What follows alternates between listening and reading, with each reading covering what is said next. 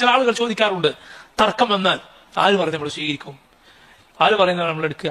അള്ളാഹുവിന്റെ തൗഫീഖ് ഉണ്ട് എങ്കിൽ സത്യസന്ധമായി നീ പഠിക്കാൻ ശ്രമിച്ചാൽ, അള്ളാഹുവിനോട് ദുആ ചെയ്താൽ, ആരാണ് സത്യം പറയുന്നത്, ആരാണ് ഹക്ക് പറയുന്നത്, ദീനിന്റെ പേരിൽ ഉള്ളത് പറയുന്നത്, ഇല്ലാത്തത് പറയുന്നത് നിനക്ക് മനസ്സിലാവും. യാതൊരു സംശയവുമില്ല. ഹക്കിന് മുകളിൽ അള്ളാഹു ഒരു നൂറ് വെച്ചിട്ടുണ്ട്, ഒരു വെളിച്ചം വെച്ചിട്ടുണ്ട്. മസീഹ് ദജ്ജാൽ വന്നാൽ അവന്റെ നെറ്റിയിൽ മുഅ്മിനീങ്ങൾക്ക് വായിക്കാൻ അള്ളാഹു വെച്ചിട്ടുണ്ട് കാഫിർ എന്ന്. റസൂലുള്ളാഹി സ്വല്ലല്ലാഹു അലൈഹി വസല്ലം പറഞ്ഞത് എഴുത്തറിയുന്നവൻ അറിയാത്തവൻ അത് വായിക്കും എന്നാണ്. അള്ളാഹു നിശ്ചയിച്ച സത്യത്തിനുമേലുള്ള, അതുപോലെ ബാത്തിലിന്റെ മേലെയുള്ള അടയാളമാണ്. അതിനെന്ത് വേണം? നമ്മൾ സത്യസന്ധരായിരിക്കണം. നമുക്ക് ഹക്ക് സ്വീകരിക്കാനുള്ള അതിനുള്ള ഒരു തീരുമാനം എൻ്റെ ഉള്ളിലുണ്ടായിരിക്കണം. സിദ്ഖ് ഉണ്ടാകണം. സിദ്ഖ് ഏറ്റവും അധികം വേണ്ടത് നമ്മുടെ ദീനിന്റെ കാര്യത്തിലാണ്. മനസ്സിലായില്ലേ? നമ്മുടെ ദീൻ ഹക്ക് എന്താണെന്ന് മനസ്സിലായി അത് പിൻപറ്റാൻ ഉള്ള മനസ്സ് നിന്നിലുണ്ട്. അള്ളാഹു നിന്നിൽ അത് കണ്ടിട്ടുണ്ടോ?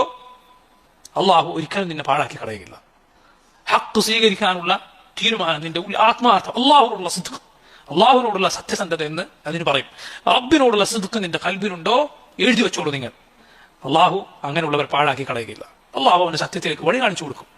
യാതൊരു സംശയവുമില്ല കാര്യത്തിൽ, യാതൊരു സംശയവുമില്ല. ആ സിദ്ഖ് നമുക്ക് ഉണ്ടായിരിക്കണം.